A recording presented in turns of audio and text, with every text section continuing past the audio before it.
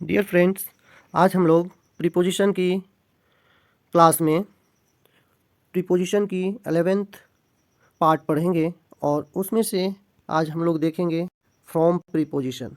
From का अर्थ क्या होता है। तो चलो फ्रेंड्स, अब हम लोग शुरू करते हैं। फ्रॉम का रूल नंबर 1 क्या कहता है। फ्रॉम का रूल नंबर 1 है, फ्रॉम का प्रयोग सामान्यतः से के अर्थ में होता है, मतलब सेपरेशन। सेपरेशन मतलब अलग होना, एक जगह से दूसरे जगह चले जाना, मतलब सेपरेशन हो जाना, अलग होना। से अलग होने के भाव को अभिव्यक्त करने के लिए किया जाता है, मतलब से के अर्थ में फ्रॉम का यूज करते हैं। Here I have written some example.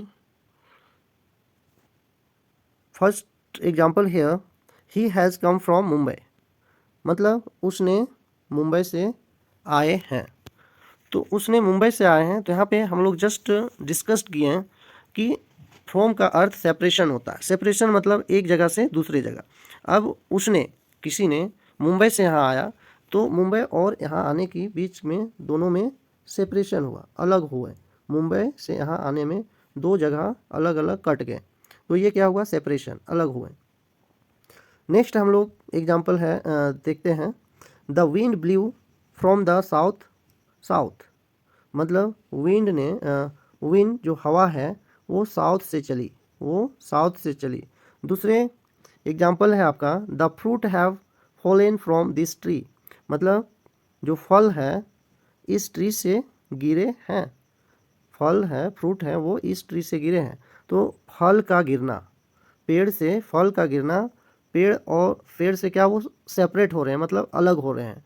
तो अलग होने से यहाँ से का अर्थ आ रहा है। जैसे वो क्या है, हवा कहाँ से चली, साउथ से चली, तो साउथ से चली तो दोनों का सेपरेशन है। Now let's know the next rule. Next rule है आपका, फ्रॉम का प्रयोग से के अर्थ में टाइम, समय के भाव को अभिव्यक्त करने के लिए किया जाता है। समय को अभिव्यक्त करने के लिए किया जाता है। अब ये समय है प्रेजेंट, पास्ट और फ्यूचर, मतलब तीनों टेंस को ये रिप्रेजेंट करते हैं। अब देखते हैं इसका, यहाँ पर मैंने कुछ एग्जाम्पल लिखा हूँ, इस एग्जाम्पल के माध्यम से ज़्यादा समझने की कोशिश करते हैं। Mukesh will come here from Sunday next. अब यहाँ पे क्या, मुकेश यहाँ अगले संडे से आएंगे। मुकेश यहाँ अगले संडे से आएंगे, मतलब संडे क्या, ये टाइम को अभिव्यक्त कर रहा है, टाइम को बता रहा है। नेक्स्ट है, I attended the meeting from morning to evening. मैंने क्या किया, मीटिंग अटेंड किया, कब से कब तक, तो यहाँ पे टाइम दिया हुआ है मॉर्निंग से इवनिंग तक, मतलब इसका हिंदी मीनिंग हो गया, मैंने सुबह से शाम तक, सुबह से शाम तक क्या किया, मीटिंग अटेंड किया। He will teach the student from 10 AM, वह स्टूडेंट को 10 बजे से पढ़ाएगा। He will teach the student from 10 AM, वह 10 बजे सुबह से स्टूडेंट को पढ़ाएगा। से, तो यहाँ पे मेन क्या है, मेन हम लोग रूल नंबर फर्स्ट और सेकेंड में क्या देखें, फ्रॉम का मतलब से, तो मेन आपको से हिंदी में वर्ड को याद रखना है। नेक्स्ट एग्जाम्पल है यहाँ, my brother learned English from the age of 12, मतलब मेरा जो भाई है, मेरा भाई इंग्लिश सीखा 10 साल के एज से, 12 साल से, 12 साल के एज से वो इंग्लिश सीखा, मतलब मेरा भाई 10 साल से इंग्लिश सीखा। I love her from my childhood, मतलब मैंने उसको बचपन से प्यार किया। अब नेक्स्ट रूल की बात करते हैं, तो नेक्स्ट रूल कहता है,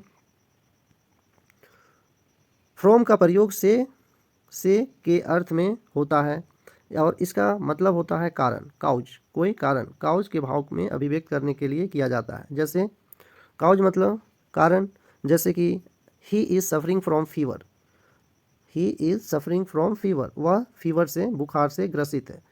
इसको और थोड़ा अगर डिटेल में देखें, I am suffering from fever and headache, तो हम लोग अक्सर ऐसा बोलते हैं, तो ये काउज को डिस्क्राइब करता है, फ्रॉम काउज को भी डिस्क्राइब करता है। नेक्स्ट रूल की बात करें तो आपका है नेक्स्ट रूल, फ्रॉम का प्रयोग से के अर्थ में होता है, मतलब यहाँ से, मतलब हम लोग 4 रूल तक डिस्कस किए, 4 रूल तक इसका देखें हम लोग से, फ्रॉम का मतलब है से। ओरिजिन के क्षेत्र, ओरिजिन के लिए इसको यूज किया जाता है, मतलब स्रोत।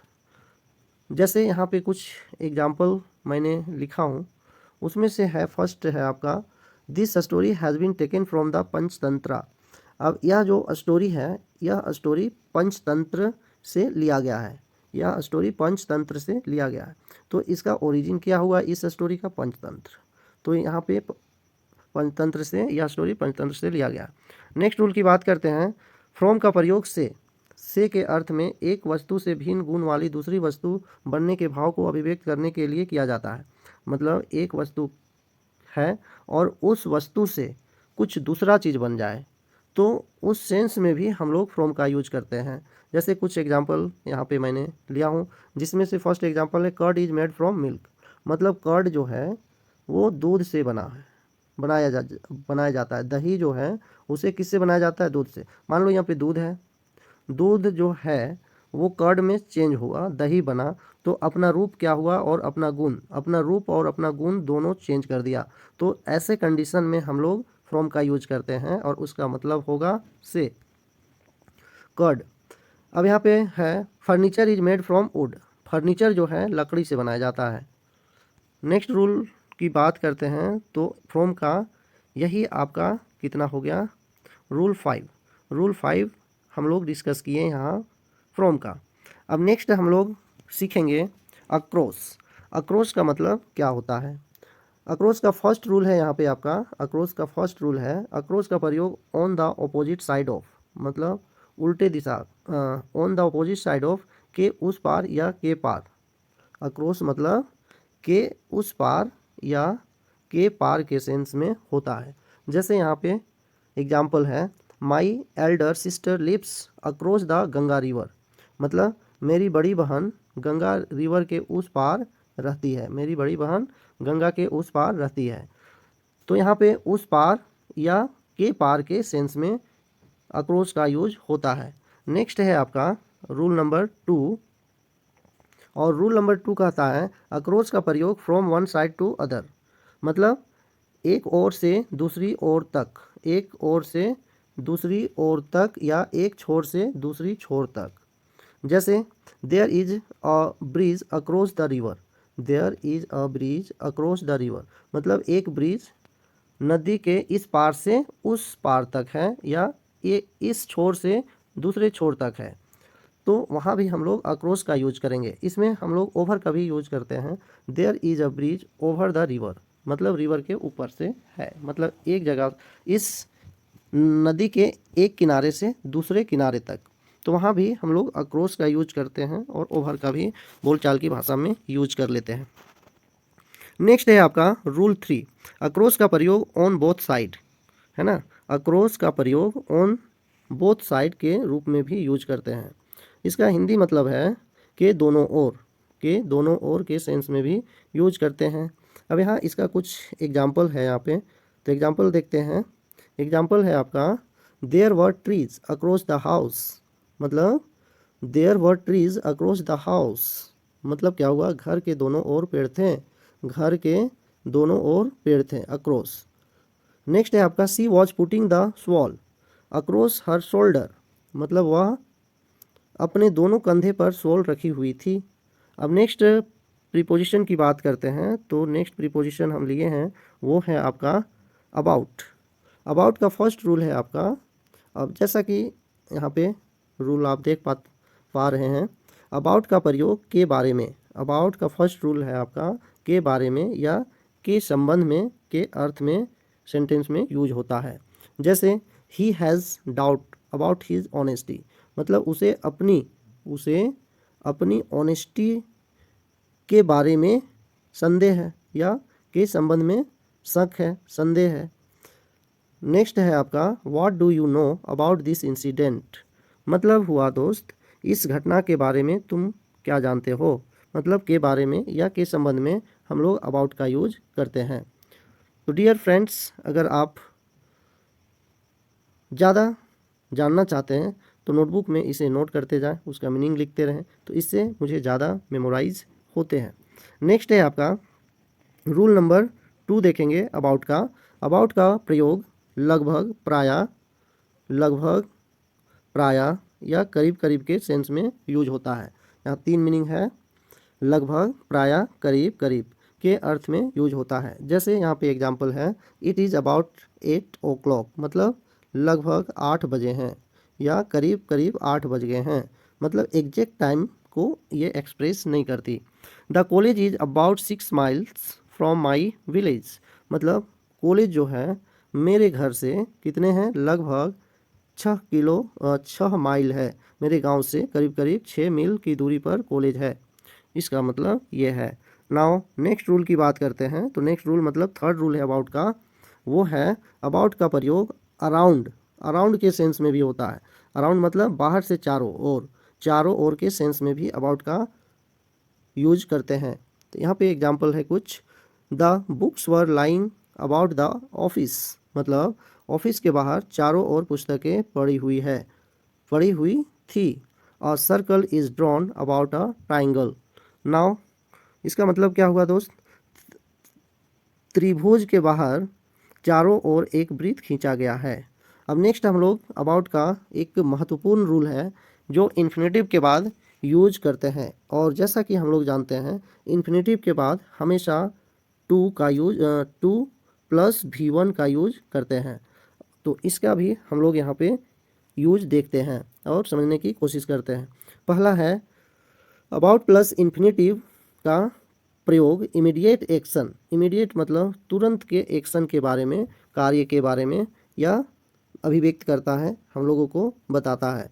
जैसे he is about to die, मतलब क्या हुआ कि वह मरने ही वाला है या वह मरने को है।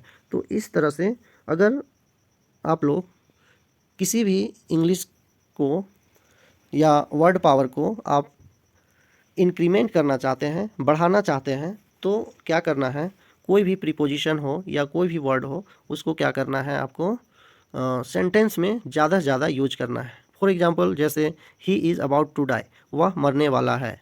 जैसे अगर हम बोलें मैं जाने वाला हूँ, तो मैं जाने वाला हूँ का क्या होगा, आई एम टू गो। मैं पढ़ने वाला हूँ, आई एम टू रीड। और आपका नेक्स्ट क्या है, मैं सोने वाला हूँ, आई एम टू स्लीप। मैं पढ़ाने वाला हूँ, I am to teach you.